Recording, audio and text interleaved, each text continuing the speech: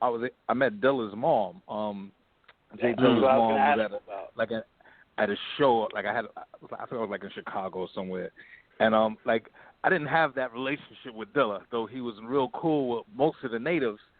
Me and him, like we kind of just met in passing, and I think it was at a time when like Black Sheep was kind of like separating and stepping away from the label. I wound up moving down south a little bit, and that was kind of when he was really around cats real heavy initially. Just to say, I didn't have that relationship, so to meet his mom, it was just out of respect. Like I was like, yeah, sure, bring her backstage. I meet his mom, and she was with her husband, this guy named Tony, real good dude, and it was an honor to meet him. And maybe about a month or two later, I was doing a show in Puerto Rico, and like I looked to the side of the stage, and who's standing there but Ma Dukes and her husband Tony. So after the set, I go straight to them, and I'm talking to them, and turns out they got a crib in Puerto Rico. They invite me back to the crib. Ma's gonna cook, whatever. I'm like, yo, that's what's up. So I hang out with them for the evening. Ma's cooking. I'm in the kitchen. She's telling me literally about her son, and we just chopping up and kicking it with Tony. We smoking a little something, and just really getting to know each other on a really cool level. At the end of the night, they were letting me know that like they had just gotten back a lot of the rights of Dilla under the estate umbrella, and that they were looking for different things to do with his catalog. And so they asked me would I be interested in putting a project together from the catalog that they now had control of. That I was like, man, like I was blown away. You know what I'm saying? Like I was like, like in my mind, I'm like, they could have asked anybody in the world this. And yeah, I would love to, you know what I'm saying? But it also begun me on a like almost like a journey that, like I took it real seriously. And when I got home, I started going through every interview, everything I could find, every book to YouTube video to, everything, you know what I'm saying? Every track I could find to listen to. Like, like I had an understanding of Dilla and a good one coming from where I'm coming from, but I took it like 10 times beyond that. And before I even started recording. And so then I had to meet I had to meet Tony down in D.C., go to a studio, and I just started picking beats and created a folder for myself from the snippets, literally snippets of his production. Like that's kind of how he produced. It was kind of ill how he even put stuff together that he didn't even make these elaborate arrangements and nothing. He would just basically put the elements of a song, to a track, create, CD, each entry was basically about 30, 45 seconds, and it would have the elements of that song, and then he'd go on to the next joint. And I guess when he would go to create it, he could just kind of arrange how he felt, or if he had a disc or whatever he was doing. But from what I was working from, I just had 45 seconds, 30-second snippets.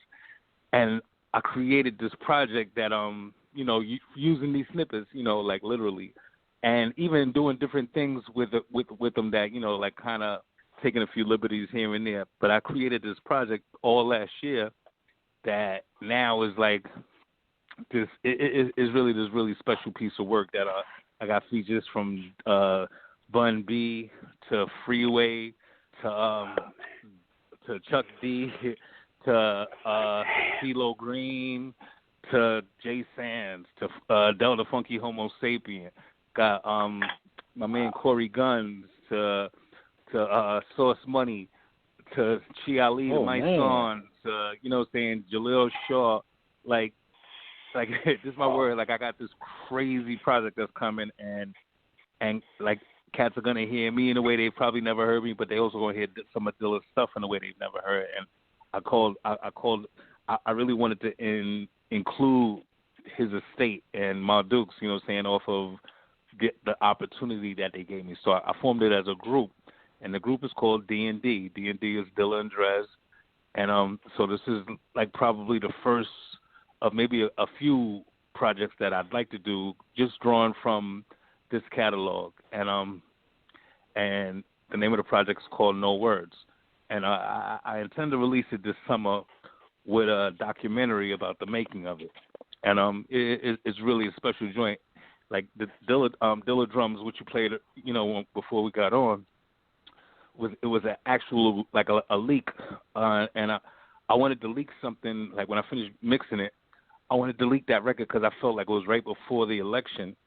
And I just wanted to use it as a marketing tool to let people know this project is coming, but also to let them know, like, that the music is supposed to speak to the times and that this is a real important time in the world. And, what I'm saying? And, it's important that we vote. It's important that we, that we stick to code and that we move together. Our unity is our strength. And, and I wanted to leak a record. So I reached out to MJ, who's really dope.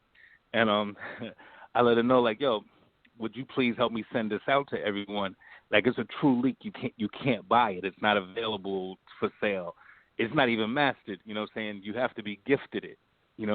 And it's just taken this life of its own to not only let people know that this project is coming, but it also establishes a bar that I think that a lot of our music needs to step up to, as opposed to, us settling.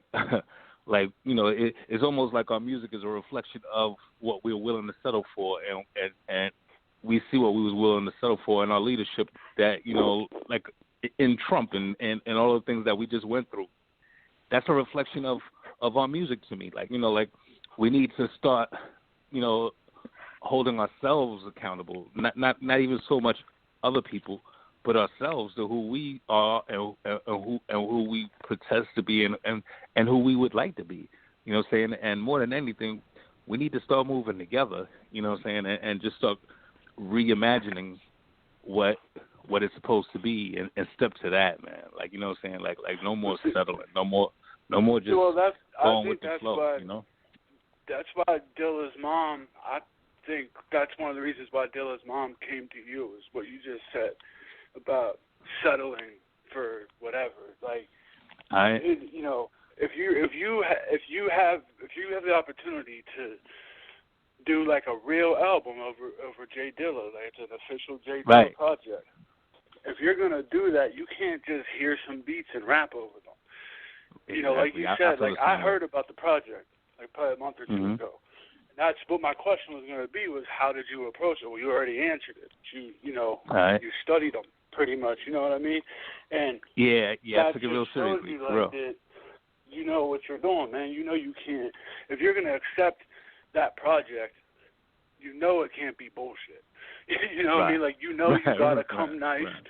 So you take it that serious, man. Like, and I think that's why they picked you to do it anyway, because, I mean, they know you're going to be nice as hell, and they know that you're not just going to be like, oh, I like this beat, let me just rap over it. Like, no, you know what J Dilla means, so you can't be whack on a Dilla project. But,